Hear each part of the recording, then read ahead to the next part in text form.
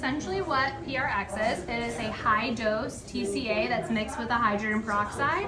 So instead of it hitting her top layer of skin, it's actually going to go deep down in and produce collagen, which is really cool. And who is a good candidate for PRX? Anyone is. It's safe for all skin types, which is really great. It's colorblind, so it doesn't matter how dark the Fitzpatrick is or how dark the skin tone is. It's great for everyone, so it's safe. Which again is rare for a TCA peel because normally they wouldn't be safe for darker Fitzpatricks. Did you say this one is the one that can interact with other like medicines? So yes, it can, but you kind of do that in your consultation, making sure that no one's on a retinol, making sure that they've stopped at least 3 to 5 days before. It's not going to be detrimental. You can still get it done. It's just you want to be a little bit more on the safe side. You're going to have a little bit more downtime.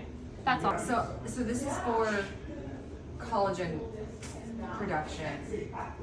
Like in terms of like age range, like who are we recommending this to? Because like that's something I would be interested in. Absolutely. So it's basically age range, anyone can do it.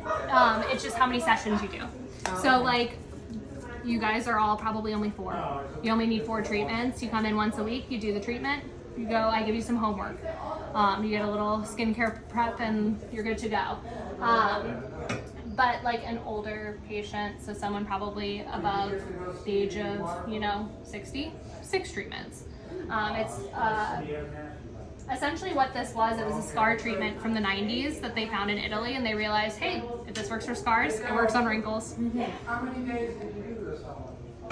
But so pretty much any age type, because it was actually done on kids. Oh, yeah. Okay. What's the downtime and recovery like after it? There's really not a whole lot. Recovery time, I would say you're probably gonna be red when you first leave the appointment. You might feel a little burny, a little sensitive, but other than that, you're pretty much good to go. You might have a little bit of flaking the next couple days after the treatment, but no more than 3 days that you'll have that. Do you have to like avoid the sun? Not actually with this one, which is crazy. That's like not normal for most chemical peels. I mean, obviously, as an esthetician, I want you to avoid the sun, and I want you to be using your sunscreen, but you don't really, this isn't like a one that you really have to be concerned with that because it is going so deep down. It's really not on that top layer.